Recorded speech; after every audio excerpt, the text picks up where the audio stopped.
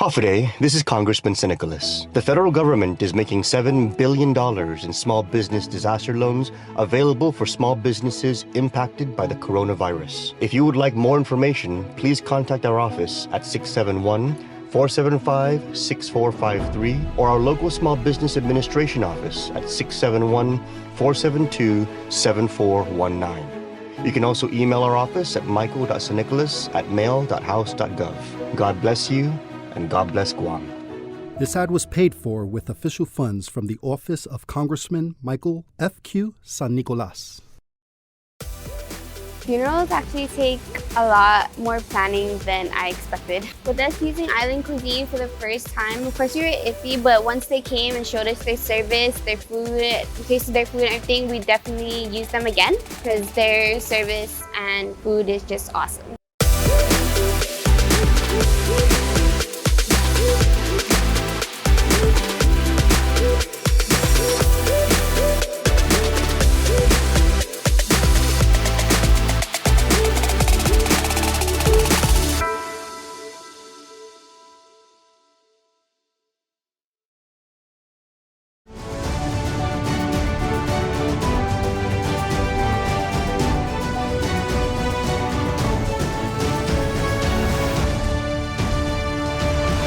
Okay, so I have some questions if you're able to answer any, and if you're not, if you're able to get back to me on the answers. Of course, you know the deal. I'll do my best. Thank you. So there are now at least 8 cases. How many confirmed arrived on the March 2 morning Philippine Airlines flight, and what is that flight number? Okay, I'm a little fuzzy here. So, March 2, that might have been listed in prior press release. Let me get back to you, but I definitely know that there was at least one. At least one, and that was in the second March batch, 2nd. right? Because remember the first time we reported on the That was actually February 29, right? Yes, it was actually February 29th. Yes. We did further investigation. It was determined that the wrong date, the wrong travel date was Yes. provided to us. And But- so we went back and corrected ourselves March 2nd to February 29th. Yes, understood.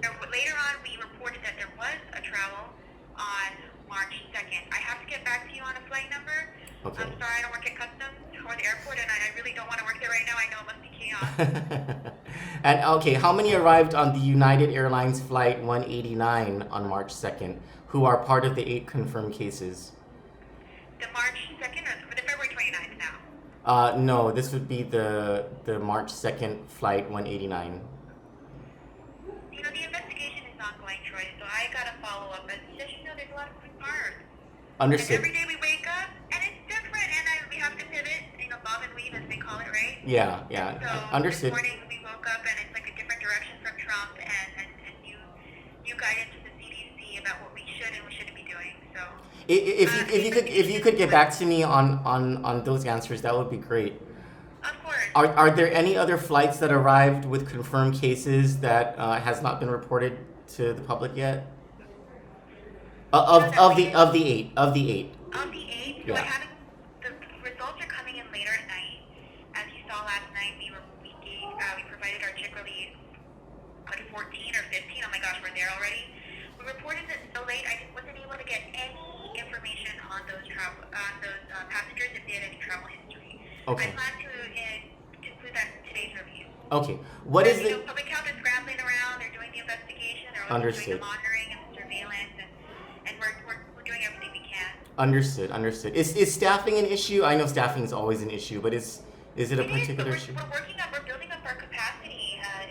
I'm not sure if you saw earlier this week, we were able to activate almost 40, almost 50 school nurses to join our team to help Yes. with our efforts. And so that's great news.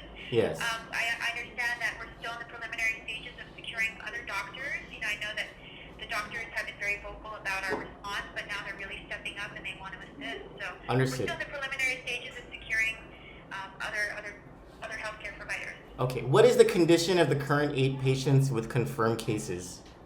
And Troy, I should ask you this question. Touche. You know what? I'm gonna take that one. But the question stands. You know what though, Crystal? I just gained so much more respect for you by saying that. So you know what?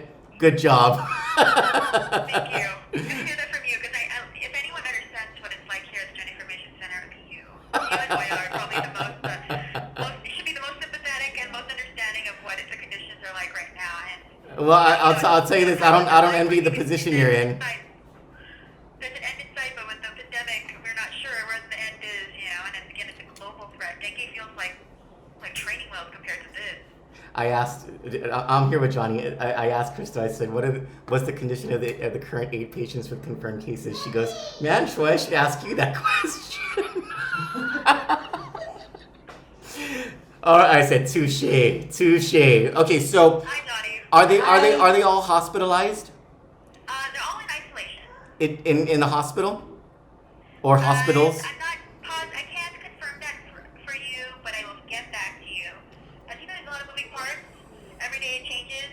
Not sure how the patients are moving, but I'm positive they're all in isolation at this point. Okay, and if they're at GMH or GRMC or wherever, will they all be moved to the SNU? And if so, when? I will be dropping that shortly, coming soon. Thank you. What are their ages? The 8 patients. The 8 patients? Yeah, the ages of these Again, I don't have patients. all that patient information. Okay, that's something you can get back to me on then, right? Okay, patient information. Okay. How many coronavirus? Without violating HIPAA laws, of course. Yeah, actually, I have a couple questions about that as well. But before that, how many coronavirus test kits did we originally get, and how many are left now? Well, we've always had an adequate supply of test kits. Are you able to give me a number? We've made I can't even tell you because it's an approximate number. Okay. So you get a box, and then you have to run the test so many times. Again, I don't work in a lab, so I can't tell you a solid number.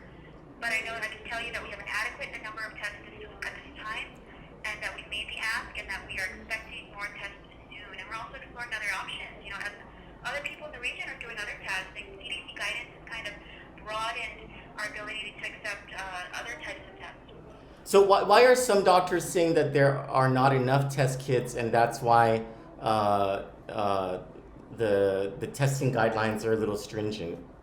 Because you guys are trying to preserve test kits. Well, the test kits, should be focused to our most vulnerable, to those who are showing symptoms, and to our healthcare providers who may be treating these individuals. So we want to make sure we take care of them. They need it the most first. And when we do get a bigger supply, a larger batch, we definitely would like to open it up for more people. I guess COVID is a concern for all of us. You could have COVID. I could have COVID, right? Because it's asymptomatic. I don't want it. Yeah, but I don't want it, right? But we never know. Well, Dr. Akimoto, Dr. Nguyen, I believe another doctor have been saying in the media that they have patients that are being turned away for testing even though that they're showing symptoms. Is this something that you guys are tracking and trying to figure out? I'm tracking that. Again, you saw our physician's alert. Our physician's alert has 2 categories. PUI, person under investigation. They basically check out for someone that should definitely be tested. And then we opted for a second category called a surveillance case. Okay. So our surveillance case is someone who may not meet all the symptoms, but we still want to go ahead and test them anyway. And you were able to test off island as well and take that sample and send it to Hawaii or California. So for those individuals, we're working to make sure that we can send those off island. What day are you expecting? What day are you expecting the next batch of the test kits to arrive, and how many will be arriving? Do you know? Coming soon. Okay. If we can get a more definitive answer on that in the future. Okay. Has Public Health and Homeland Security followed your own recently adopted protocols and guidelines for patients that can be tested or that can get tested? Repeat your question? Sorry, the other phone rang. It's okay. Have Public Health and Homeland Security followed your own recently adopted protocols and guidelines for patients that can get tested? I believe so. They are following the guidelines. Mm-hmm. Is there monitoring of that to make sure? The advisory council was made of doctors. Okay. We invited all the medical association. It was the medical association was invited. GMS was invited. Doctors from our hospitals, both hospitals were there. From public health, from our military. I was there at that meeting. I saw them. They vetted the information. They vetted the proposed physician's alert, and they all like, oh, that sounds good to me. Again, we tread lightly. We tread carefully because everything changes. We're learning more about coronavirus every day, and all of us are suddenly experts. All of us right? They're like coronavirus. I know. I think myself, I've become an SME on coronavirus.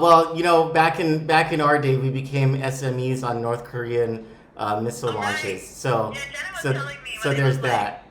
Because if there's anything comparable in the prior administrations, I'm not quite sure if there's anything as comparable to this. Well, this is definitely unprecedented. So we got the So, fluidity of with things. us, we're doing our best. You know what it's like here. There are a lot of moving parts. So thank Uh, you, Troy, for your patience.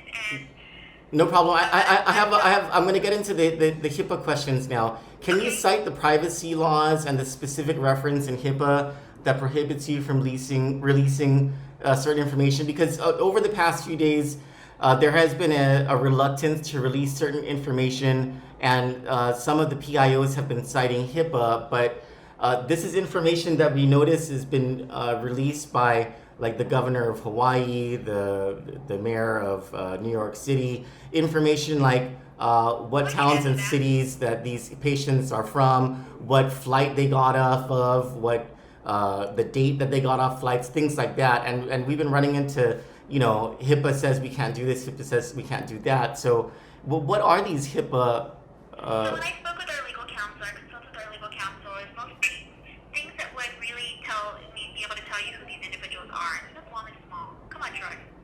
Sure. Woman. So The minute you say something, people are able to narrow it down. And these are some of the issues we also had with the dengue. With dengue response last year was like how much information is too much information. If you say the school, you're already stigmatizing that kid that went there. And so Guam is so small, we're only able to release, very limited information. I can promise you that when I do get the information, we'll probably put it in the age decade. Maybe that's why we said in the first. someone in their 60s, right? In their 60s, they did have recent travel history. We went ahead and gave you the flight information because we had it. Mm-hmm. As we get this information, we push it out. And again, the vetting process is a little time-consuming, but I'd rather be right than first. So it's not that some of this information might be HIPAA prevented information. It might be that you just haven't vetted the information yet. Partly, yes, most Okay. definitely. And look, we messed up that first time.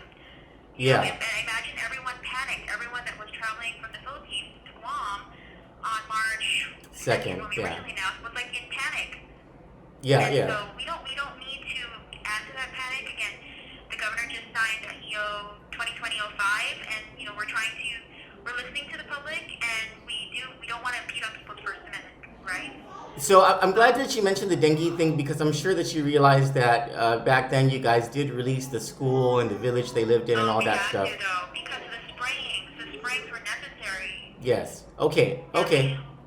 Now, you brought up that the governor is listening to the public. The governor a couple of days ago or yesterday was not going to issue a lockdown as of that time, but then the legislature and the congressmen started to push her, and then there's a petition. I think some 6,000 people have signed it. Is all of that, basically the governor listening to the community and weighing all the options and saying, you know what, I think the community is right, we need to lock things down? Was that how Executive Order number 5 precipitated? No, we're not even calling it a lockdown.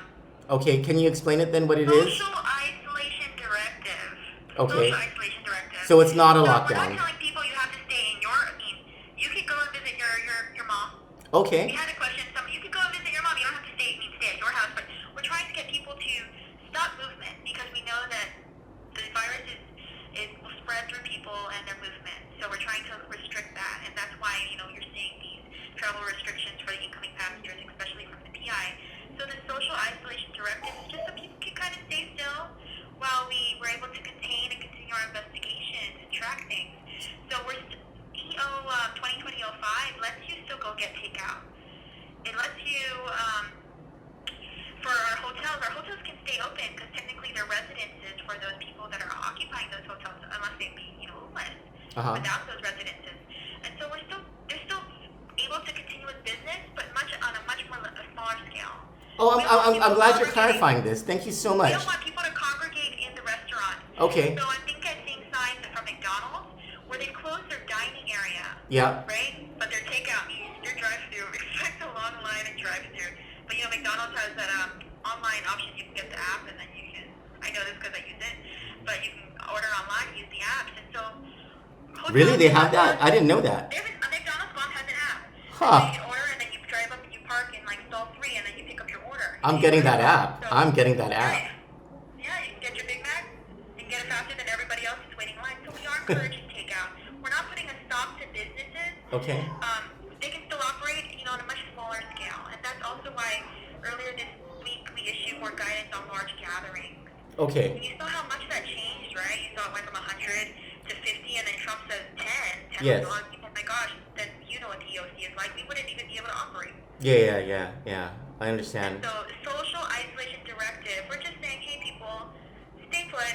Let's get a hold on this, so we can, get over and stop the spread. If you 8 confirmed cases. Crystal, have all the people within the Emergency Operations Center and the Joint Information Center been tested for COVID based on a concern that some government of Guam people were on one of those flights where one of the people was tested positive? I'm here all day, every day, and I'm not aware of anybody. I'm not tracking anybody that's been tested for COVID-19 here. So you guys have not been tested yourselves? I've not been tested. I want to know what this test is like, but I would like to save the test for someone who really needs it. Understood. But you guys are our first line of defense, so I think there might be a little worry that you guys need to be healthy if you're the ones protecting us. You try staying in a bunker all day. I have. It My sucks. mental health is more questionable right now than my physical health, so. There's no windows here, and I'm not a smoker, so I don't take smoke breaks. Well, your spirits are still very positive, so thank you so much for your time, Krista. I very much appreciate it. Thanks, Troy. And you know what? Your answer to me earlier, all the respect in the world, girlfriend. All the respect in the world. Thank you, Troy. Bye.